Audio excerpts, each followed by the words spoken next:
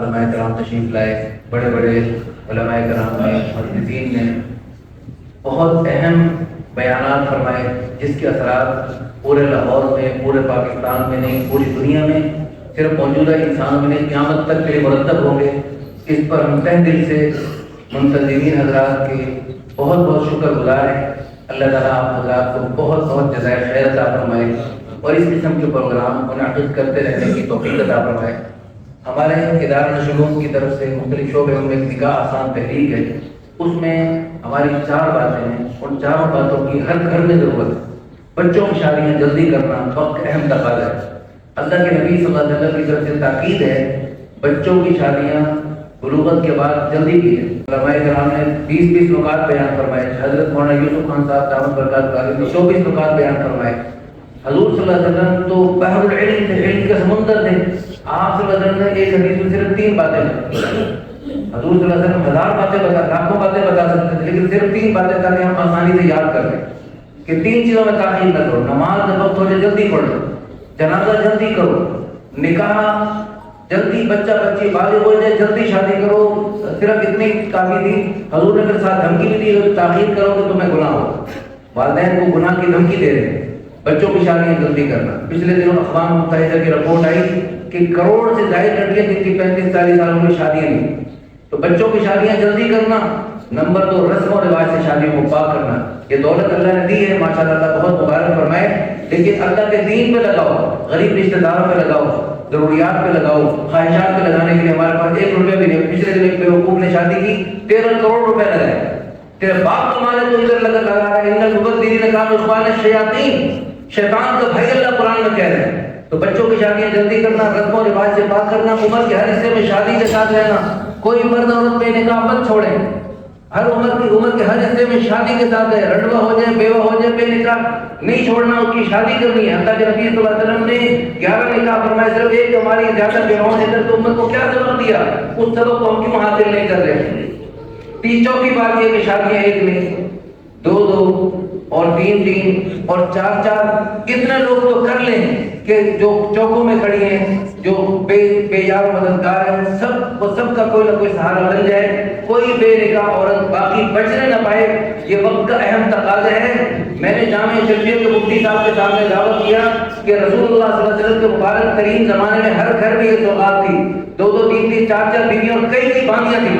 ہم افریقہ میں گئے، چھوکرے 2 3 شادیاں، اور یہاں ان سوسائٹیوں کے چھوکروں سے ملاقات ہوتی ہے۔ وہ چھوکرا 15 سال پہلے، چھوکرا 14 سال کا چھوکرا مجھے کہنے لگا، 14 سال کا بچہ مجھے کہنے لگا میری 7 دوستیوں اور سب کچھ چلتا ہے، جب حلال نہیں ہوگا تو حرام ہوگا، جب روشن نہیں ہوگا تو اندھیرا ہوگا، جب حق نہیں ہوگا تو باطل ہوگا، جب رات دن نہیں ہوگا تو رات ہوگی، اور یہ ہو رہا ہے۔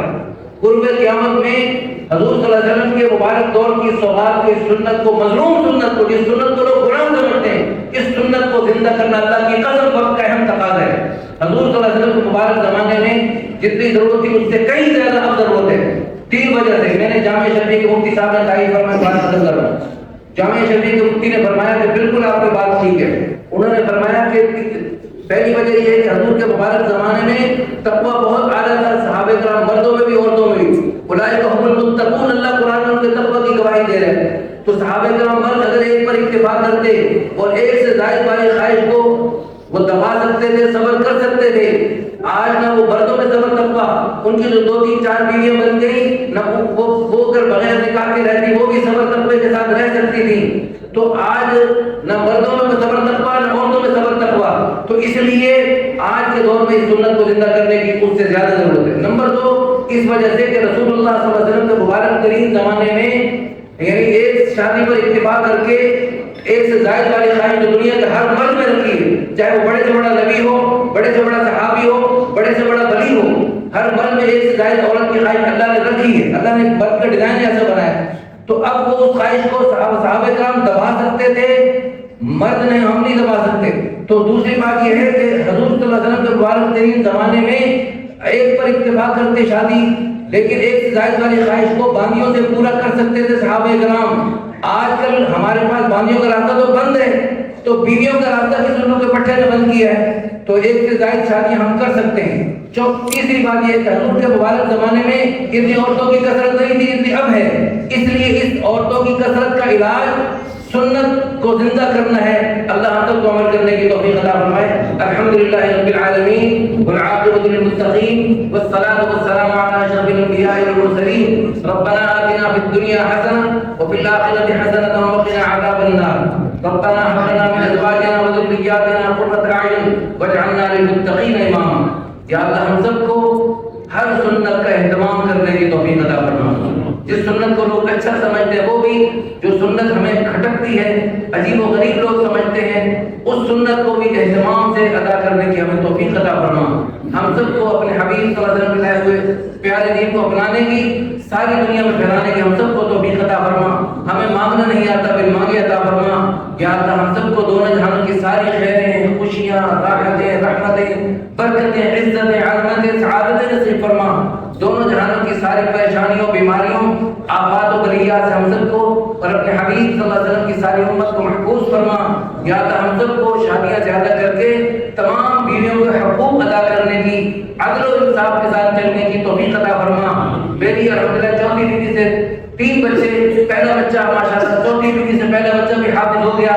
یا اللہ میری ساری بیویوں کے سارے بچوں کو حافظ بنا، عالم بنا، دین کا خادم بنا، دین کا داعی بنا، اور ہم سب کو اس بات کا پکا یقین عطا فرما ان بیویوں اور بچوں کو ہم نہیں کھلاتے، ان کی برکت سے تو ہمیں کھلائے گا، تو ہمیں پلائے گا۔ یا اللہ اس بات کا پکا یقین عطا فرما، اس دین پہ چلنے کی برکت سے، اس قسم کے نیکی کرنے کی برکت سے ہم سب کو جنت میں بہت ساری حوریں عطا فرما۔ ان حوروں کی 2 3 4 ملکائیں ہم سب کو عطا فرما۔ ربنا تقبل منا انك انت السميع العليم وتب علينا انك انت التواب الرحيم۔ صلی اللہ علی النبی الکریم وعلى آلہ وصحبہ اجمعین۔